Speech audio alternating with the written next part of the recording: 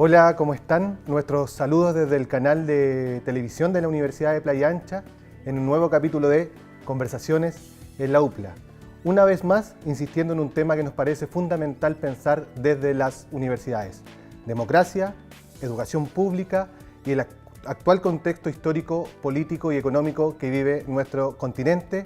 Hoy con un invitado de lujo, el académico e investigador de la Universidad de la República del Uruguay, Ricardo Viscardi. Ricardo, bienvenido. Muchas gracias, es un honor y un placer estar acá en esta casa de estudios que conozco ya desde varios años y con la que mantengo vínculos tan firmes y cálidos. Un gusto para nosotros. Partir inmediatamente por el gran territorio, la gran casa Latinoamérica. Me gustaría que pudieras reflexionar con nosotros la situación política que vive Latinoamérica. ¿Qué te parece? ¿Cómo toma la temperatura el continente hoy? Bueno, y lo que tenemos hoy es obviamente un descaecimiento de los regímenes, ¿verdad?, llamados progresistas. Particularmente el caso de Brasil es el más notorio, porque allí ha habido, ¿verdad?, lo que algunos califican como un golpe de Estado blando, es decir, un uso de la institucionalidad para desplazar a una jerarca, en este caso nada menos que la presidente de Brasil, y generar entonces un cambio de hegemonía política. El caso de Venezuela, donde se produce una suerte de desarticulación del espacio público con una fuerte incidencia de sectores políticos y empresariales que, digamos, se oponían, venían su proyecto, digamos, amenazado por el planteo del bolivarianismo. Entonces, esas circunstancias son circunstancias de crisis. Otro tanto vemos en la Argentina, donde la victoria de Macri se acompaña también de una fuerte ofensiva mediática contra ¿verdad?, lo que ha sido la parte ética moral del régimen del gobierno de Cristina Fernández, con casos de escándalo que son inocultables, son indudables y que salen a luz pública, pero que se rodean también de determinada perspectiva que, digamos, establece vínculos fáciles entre las opciones ideológicas y políticas y el comportamiento eventual de algunas figuras o de algunas fuerzas políticas. ¿A qué situación histórica tú podrías asociar estos vaivenes que cada tanto viven nuestros países, nuestras naciones latinoamericanas? ¿Por qué ocurren este tipo de procesos que parecen ir avanzando hacia lo social y después parece que viene una oleada de retroceso? ¿Cuál es tu opinión?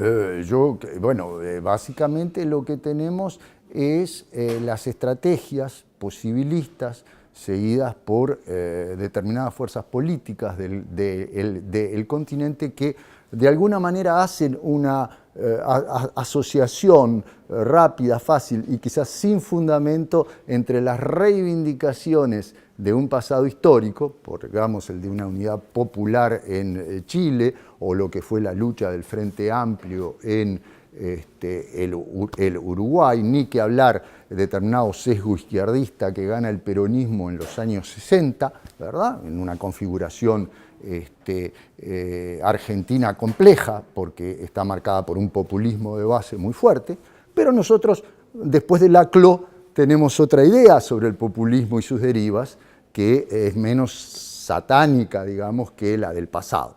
Entonces, digamos, se produce una asociación fácil entre el descaecimiento de los regímenes neoliberales que habían primado en América Latina durante los años 80 y 90, los años 80 considerados la década perdida para el continente, y la posibilidad por ese descaecimiento de llegar al gobierno por la vía electoral. Entonces se produce un posibilismo. Bueno, esto es posible, por esta vía podemos llegar y rápidamente. El caso de Uruguay es muy claro, es decir, en el año 2002, producto de la coyuntura internacional, pero esa no es un dato que podamos poner al margen de las consideraciones políticas y de una consideración integral de una estrategia política. Por esa coyuntura internacional, pero también por las políticas que se habían llevado en lo interno, se produce un descalabro social y económico, con una, digamos, caída de todos los índices de bienestar posibles en el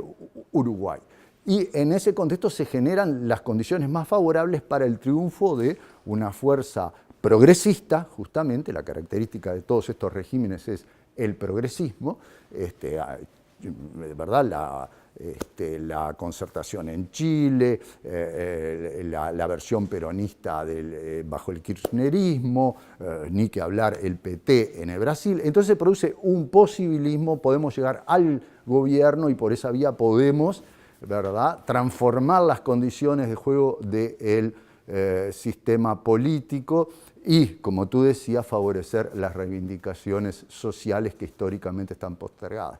Bueno, pero quizás no era la mejor vía, ¿verdad?, ni sobre todo la más sólida en lo estratégico, ¿verdad?, porque pensar que desde los Estados-nación, que era, digamos, el lugar estratégico que se iba a ocupar, se puede transformar al día de hoy las sociedades en lo interno, es decir, en el desideratum, en el deseo que fue siempre el de la izquierda en América Latina, elevar los niveles de vida y de calidad de vida de los ciudadanos, bueno, es olvidar que la globalización ha articulado a los Estados-nación y los ha sumado a una dinámica donde digamos, están fuertemente imbricados en estructuras del poder que incluso muchas veces contra la voluntad de los gobernantes los superan y los fuerzan a entrar dentro de, digamos, determinado tipo de acuerdos, vinculaciones, proyectos que son internacionales y que entonces no se pueden resolver esos problemas tomando el gobierno dentro de un Estado nacional por la vía electoral favorecida por efectivamente el designio de las mayorías de transformar su situación. El caso de Brasil es el más claro a este respecto, puesto que sin siquiera tener la mayoría parlamentaria, ¿verdad?, el gobierno del Partido de los Trabajadores emprende un desarrollo y una campaña suponiendo que va a lograr alianzas, ¿verdad?, con sectores que efectivamente estaban en una actitud por lo menos equívoca y dudosa respecto a ese proyecto y desarrollando estrategias de Estado cuyas fronteras, cuyos límites son un poco difíciles de percibir y que llevaron a esa catástrofe, en la cual hay que pensar que una derecha fuertemente anclada en los medios de comunicación y en el sector empresarial va a encontrar siempre recursos para tirar del hilo y hacer caer, digamos, determinada escenificación cuando esa escenificación no tiene bases sólidas. Uh-huh. Hay una pregunta que aparece pero clarísima en tu reflexión y que tiene que ver precisamente con la crisis de la idea del Estado-Nación. La primera es si el Estado-Nación está capacitado para poder enfrentarse a este poder neoliberal, ¿cierto? Y lo segundo también tiene que ver con la reacción que ha tenido la ciudadanía, como por ejemplo restarse de participar a través del voto en la legitimación de estos procesos. ¿Cuál es la relación que tú haces? ¿El Estado-Nación es capaz de resolver esta pugna respecto a los intereses internacionales? Bueno, yo decididamente pienso que no, pero a veces, digamos, esta cuestión que tú subrayas genera determinado, ¿cómo podría decir yo?, clima de pesimismo. Bueno, entonces no podemos cambiar las cosas. Si no podemos llegar al gobierno, no podemos cambiar las cosas. Y ahí lo que tenemos, cuando se genera eso, bueno, pero ¿y entonces qué? ¿Cuál es el proyecto político si no vamos a llegar por el gobierno? Yo siempre pregunto, bueno, díganme, ¿qué filósofo, qué pensador, qué estratega en el campo de las concepciones teóricas al día de hoy está sosteniendo que los Estados-nación son una salida para las problemáticas sociales? Y no hay uno solo. Y ese es un índice. Pero además, la crisis de los Estados-nación está pautada desde el fin de la Segunda Guerra Mundial. No tenemos que olvidarnos que la retahíla de golpes de Estado que sufrimos en América Latina en los años 60 y 70, ¿verdad?, que fueron tan cruentos, particularmente en Chile sin duda, pero no hablemos de la Argentina también y de Uruguay, estuvieron propiciados justamente por aquella teoría de Foster-Dulles del dominó. Entonces, si caía una de las piezas del juego, caía todo el juego, es decir, se derribaba todo el dominó. Es decir, estábamos ya en un proceso de mundialización marcado por estrategias de grandes potencias, particularmente por dos bloques que en la Guerra Fría y después de la Segunda Guerra Mundial se enfrentaban y que ya estaban cooptando las estrategias internas de los estados y a través de organismos tales como el Fondo Monetario Internacional, ¿verdad? O el Banco Mundial, ya interviniendo en los desarrollos internos. O sea que esta es una situación que digamos, es la característica de la segunda mitad del siglo XX, pero se incentiva con el periodo de la globalización, porque allí se da un ingreso más pleno de todas las estructuras en un único campo de intercambio mundial y en el cual hay algunos, digamos, magos del juego que pueden barajar y determinar qué cartas son las triunfadoras y cuáles no.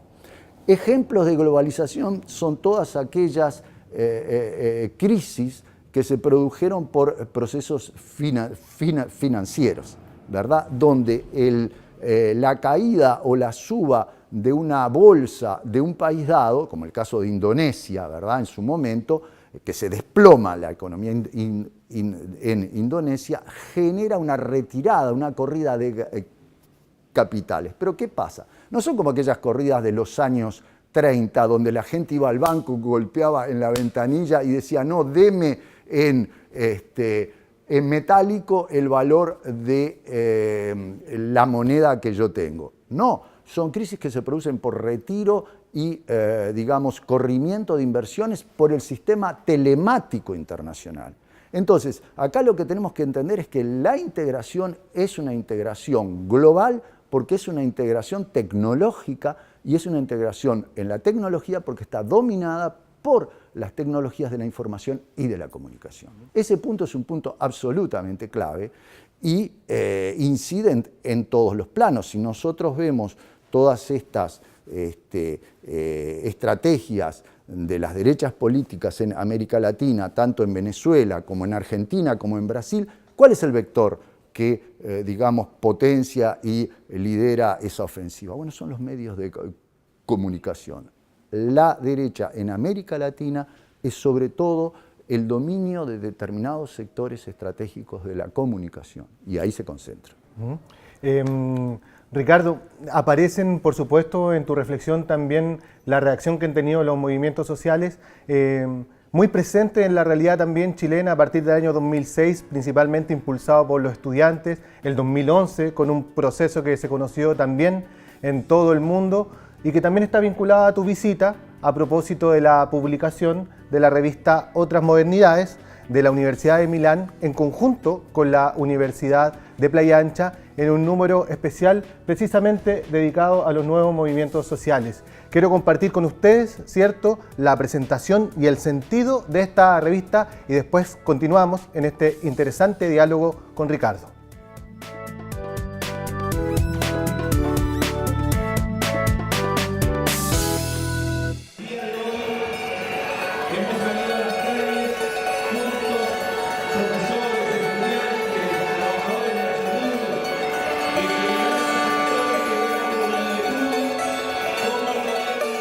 Un grupo de personas, dentro de ellos Laura Scarabelli, vinieron a la universidad y estuvieron en el Centro de Estudios Avanzados. Y ahí nos propusieron hacer este número sobre nuevos movimientos sociales. La idea de armar este número especial, entre comillas, cruzando el charco, fue alimentada realmente por la frase que cité antes: ¿cómo podemos fomentar una cultura más abierta al otro, más, en cierto sentido, crítica, tan solo gracias a la educación?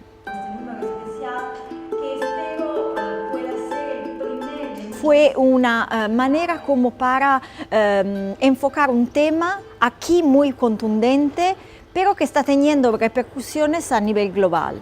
Y sobre todo estas movilizaciones que se están dando a partir de un par de años en Chile, y que involucra mucho las jóvenes generaciones, fue un reto también para repostular este tema en nuestros territorios. Este es un artículo que habíamos escrito originalmente con Marcela Prado, profesora de la Facultad de Humanidades, para informar en el año 2011 lo que estaba ocurriendo con los movimientos universitarios chilenos a una revista norteamericana, planteándolo desde básicamente dos puntos de vista. Primero, identificar efectivamente el factor particular que tenía este movimiento como para calificarlo como nuevo. ¿Qué tenía que de nuevo? Y lo comparamos entonces con la trayectoria histórica de los movimientos estudiantiles de América Latina, que tienen una data larga, a partir del movimiento de Córdoba de 1918 en Argentina. Y luego, ¿qué tenía de particular respecto a los propios movimientos chilenos? Respecto a mi propio artículo, fue rescatar, coincidió a 10 años del movimiento estudiantil y bueno, era rescatar y acordarnos, porque ya parece que se nos fue olvidando el protagonismo que tuvieron los estudiantes secundarios, por qué ellos lograron movilizarse, por qué ellos salieron a la calle, qué discurso me dio en su formación para que ellos pudieran atreverse y articular una demanda que después provocó incluso lo que estamos hoy día, lo que es un gran movimiento de reforma educativa. Había un fuerte apoyo social que iba más allá de los estudiantes, más allá de los universitarios, más allá de los académicos. Había un apoyo en el mundo social transversal, en la ciudadanía, ¿no? Naturalmente que hay periodos de la historia, ¿no? En las cuales cierto tipo de temas adquieren un nivel de protagonismo porque están ocurriendo en ese momento. Y naturalmente que la universidad tiene que hacerse cargo de aquello. Y el tema de los movimientos sociales estudiantiles es un tema relevante particularmente por el protagonismo social que han tenido y que merece que una universidad de trayectoria y de tradición educativa se haga cargo de estos temas desde el ámbito de la investigación de sus causas, de sus consecuencias y de su trayectoria. Nuestro norte es el sur, porque creo que realmente lo que se está dando en Latinoamérica hoy en día puede servirnos como prisma para una interpretación de Europa y de esta Europa dolida, porque ahora no estamos viviendo un momento fácil desde todos los puntos de vista y entonces hay que volver a repensar la contemporaneidad encontrando líneas de fuga, encontrando fisuras alternativas como para salir un poco de esta dialéctica de contraste mediante la cual se organiza el mundo y quebrar el paradigma del progreso como única vía como para solucionar los grandes problemas de la realidad. La universidad tiene un compromiso con su tiempo y con su comunidad. La universidad tiene una responsabilidad no solamente en la transmisión de la cultura, sino que también en la transformación de la cultura y en desarrollar aquellos dispositivos que permiten que este conocimiento, ¿ya?, se vaya produciendo, vaya circulando, ¿ya?, se vaya distribuyendo, pero que sea un conocimiento vivo, que lo comprometa con el tiempo que está viviendo. Y la universidad debe dar categorías para que los estudiantes puedan mirar críticamente y transformar en una visión política. Entonces, el monográfico es un ejemplo palmario de la función política que debe desarrollar la universidad.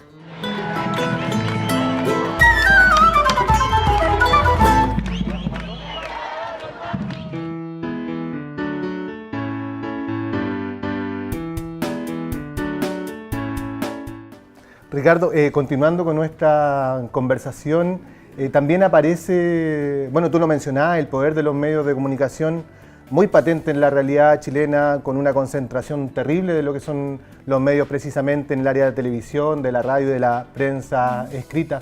Pero también quisiera llevarte al lugar que hoy día nos acoge, la universidad pública, la educación pública. ¿Cómo está viviendo precisamente estos procesos la educación pública, tanto en Chile como en la realidad uruguaya?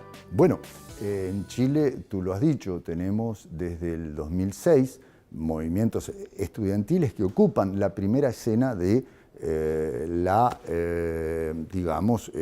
del proceso político. Eso yo no voy a explicárselo a ustedes porque ustedes lo conocen mucho mejor que yo.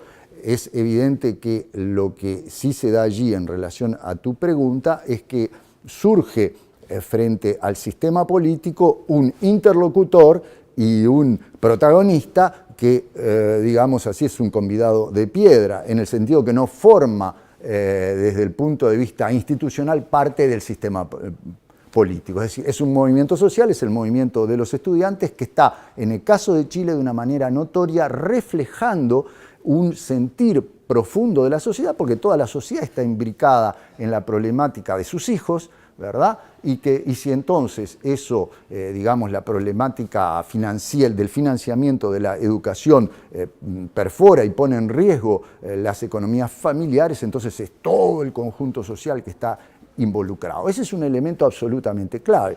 Entonces, acá vemos cómo las políticas de globalización, de todas maneras, tienen que integrarse dentro de un campo interno que genera un registro de esa transformación y que no es pasivo, sino que por ese registro va a reaccionar.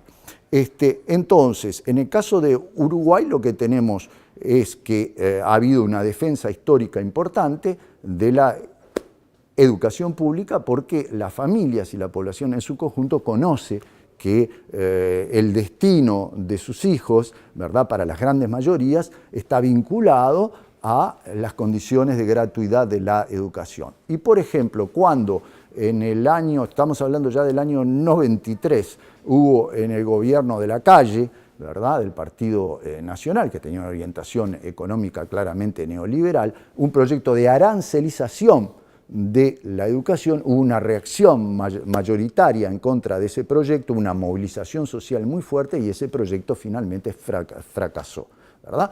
Y lo que tenemos al día de hoy, que marca una analogía muy importante con el proceso chileno, es una movilización de los estudiantes en la calle, ¿verdad?, con digamos, una unión entre el rectorado de la Universidad de la República, el Consejo Directivo Central, la Federación de Estudiantes del Uruguay y los sindicatos docentes que han hecho frente a las propuestas del actual gobierno de Tabaré Vázquez, que es un gobierno de Frente Amplio, por lo tanto con esta característica progresista que decíamos recién, de recortar el presupuesto para la educación este año de una manera total, o sea, no iba a haber ningún incremento para el año 2017. El presupuesto se decide por 5 años, pero hay una actualización que es la rendición de cuentas cada año. En la actualización de esta rendición de cuentas, producto de la coyuntura internacional y de lo que se supone que son amenazas para la situación económica del Uruguay, se recortó totalmente los fondos. Bueno, la gente salió a la calle, los estudiantes salieron a la calle y ya el Parlamento votó en diputados que se anula ese recorte para la universidad, ¿verdad? Entonces, lo que tenemos allí es efectivamente una movilización de los estudiantes, pero no solo de los estudiantes, también de los docentes y de las autoridades de la Universidad de la República, que exitosamente está haciendo frente e inclusive habiéndose obtenido esa restitución de la quita presupuestal que se programaba, igual la manifestación ha seguido porque no se le ha dado a la universidad todo lo que pidió en el presupuesto ¿verdad?, quinquenal que se votó el año pasado. Pero esto está acompañado, no es un movimiento solo de la universidad, sino que en realidad ha sido mucho más, digamos, enérgicos por la situación que sufren los gremios docentes de enseñanza primaria, de magisterio y de educación secundaria. Yo estaba acá en Chile precisamente en un seminario sobre privatización de la educación pública cuando llegó la noticia que ante la huelga de magisterio, ¿verdad?, el presidente Vázquez, recién electo, había decidido la esencialidad, o sea, esto quiere decir que las maestras, ¿verdad? Todo el magisterio, debía ir a trabajar bajo penas, ¿verdad? Sanciones normativas que en última instancia pueden suponer la pérdida del cargo. Bueno, bien, lo que sucedió fue que en una asamblea multitudinaria, estamos hablando de agosto de 2015, el magisterio decidió que no iba a ir a trabajar. Bajo esencialización no iba a ir a trabajar. Y bueno, Vázquez tuvo que retirar su medida. O sea que tenemos esta dinámica en la cual la base social hace frente a directivas que vienen del gobierno nacional, en particular, y las derrota. No es solo un caso chileno, se está propagando como una estrategia alternativa, porque efectivamente, puesto que la globalización hace que se articulen entre sí las sociedades y las economías de las procedencias más distantes y más disímiles, bueno, eso lleva a que en la base social también haya una identificación de esa problemática como algo que les es propio y que les compete protagonizar por su parte, sin esperar que el gobierno, ni las elecciones próximas, ni los partidos políticos, porque ya han visto que, como está sucediendo con la caída del progresismo hoy en América Latina, en ese plano no hay solución. Y esta situación de creación de los movimientos sociales, no tenemos que olvidarnos que es una impronta histórica relativamente reciente. Los movimientos sociales, dice Chartier, nacen en los años 60. Él fue el gran inspirador, Chartier, el sociólogo canadiense, de la noción de movimientos sociales. ¿Y qué fueron esos movimientos sociales en su inicio? Bueno, fueron los movimientos estudiantiles de los años 60, ¿verdad? Que en todo el mundo, en América Latina tanto como en Estados Unidos y en Europa, supusieron una diferenciación social mayor. ¿Y de dónde viene esa diferenciación social mayor? Que no estamos hablando del movimiento social como una única columna que está por debajo del Estado-Nación. No, estamos hablando de movimientos sociales diferenciados. Entonces, ¿cómo se produce esa diferenciación dentro de la sociedad por el cual tenemos un movimiento de mujeres que reclama por el derecho de las mujeres, un movimiento ecologista que reclama por los derechos ecologistas, movimientos sobre la persona y derechos de la persona, como decía mi colega María Angélica Oliva hoy? ¿Cómo se produce? Bueno, se produce porque la sociedad está mayormente integrada. No son sociedades cerradas, son sociedades abiertas por la comunicación, dice Dominic Walton. Es decir, en sociedades campesinas tradicionales la comunicación era muy estrecha y muy cerrada. Los vínculos, por lo tanto, eran relativamente direccionados y permanentes. Ahora los vínculos, producto del efecto del desarrollo tecnológico, particularmente después de la Segunda Guerra Mundial y particularmente del desarrollo tecnológico de la comunicación, los vínculos dentro de las sociedades se han diferenciado y los grupos sociales se han diferenciado. Por lo tanto, ellos tienen tu autogobierno de sus reivindicaciones y de sus perspectivas. ¿Es posible que convivan estos movimientos sociales con las características que tú compartes con nosotros y esa idea de Estado-Nación que hablábamos en el primer bloque? Duda. Pueden convivir, y esa es una problemática que muestra bien cuando nosotros levantamos la bandera de esta perspectiva y la reacción es, bueno, pero y entonces no tenemos más Estado, no tenemos más gobierno, se desagrega. Nadie está diciendo que la entidad pública se va a desagregar. El problema no está ahí. El problema está en cuál es la orientación que gravita y tiene peso sobre los asuntos públicos.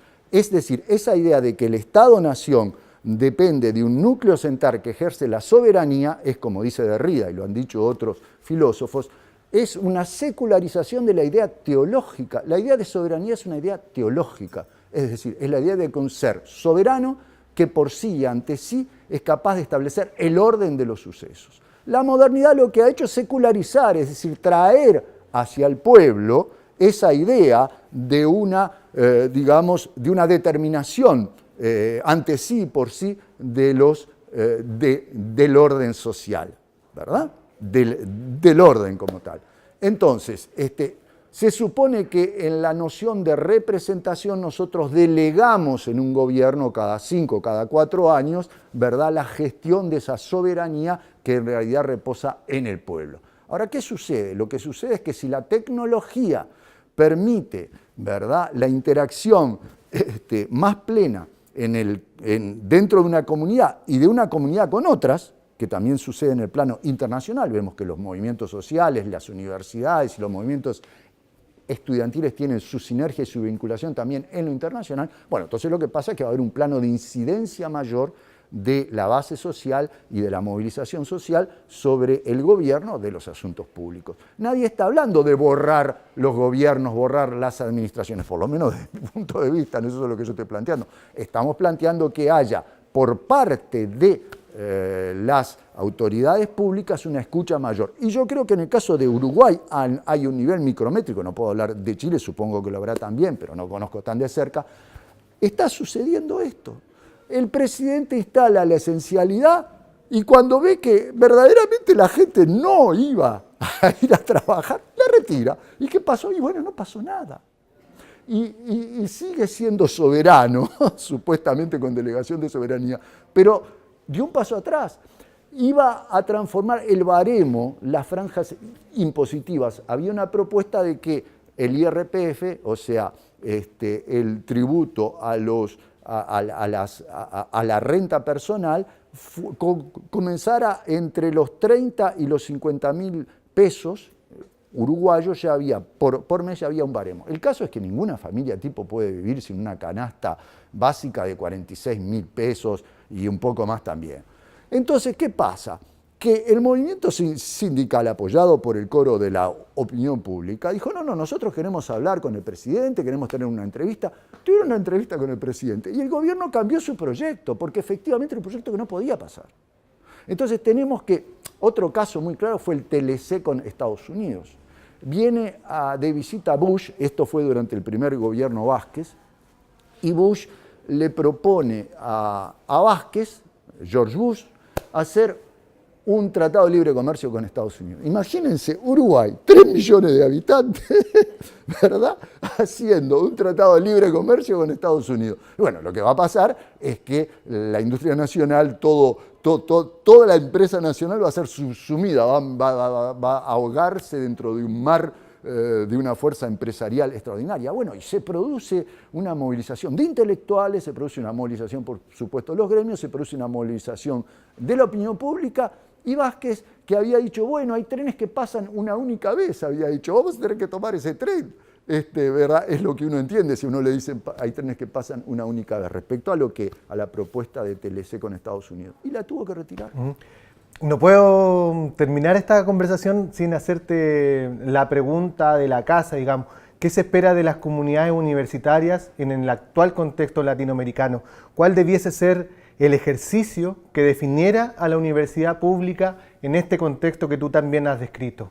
Y bueno, si el orden tiende a ser cada vez más un orden mundial y en el que las características propias de cada comunidad nacional tienden a ser borradas porque vienen líneas, por ejemplo en las universidades lo sufrimos y lo charlamos cuando nos encontramos con los colegas permanentemente, líneas de gestión en lo académico que ignoran, por ejemplo, la parte de enseñanza. Uno puede dar muchas clases, pero eso no genera ningún tipo de promoción del docente. Entonces, esas son líneas internacionales que tienen que ver inclusive hasta con modas, y en la que los gobiernos son forzados a entrar, porque si no entran dentro de esas líneas, no obtienen después los financiamientos y los créditos, ni siquiera las incorporaciones, digamos, en lo institucional a los organismos internacionales. Bueno, el peso de la OCDE, por ejemplo, etcétera. Tenemos 1000 ejemplos de esto, ¿no?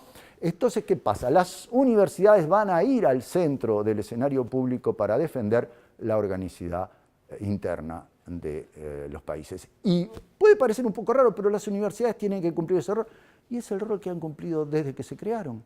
No nos tenemos que olvidar que las universidades son una creación de la primera noción de orden, que es la noción de orden cristiano, donde la primera, digamos, expresión de la creación de una vinculación, nosotros llamaríamos social, en el cuerpo social como tal, fue dado por las universidades que después fueron integradas a los aparatos de las iglesias.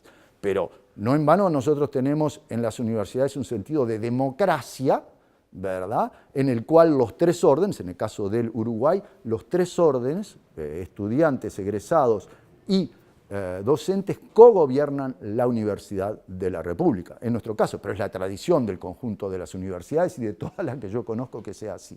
Entonces tenemos allí condiciones para que las universidades, siendo expresión, digamos, primigenia de la entidad comunitaria, expresen las reivindicaciones del todo social, cuando este todo social de alguna manera es olvidado o tiende a ser borrado por las dinámicas de la globalización.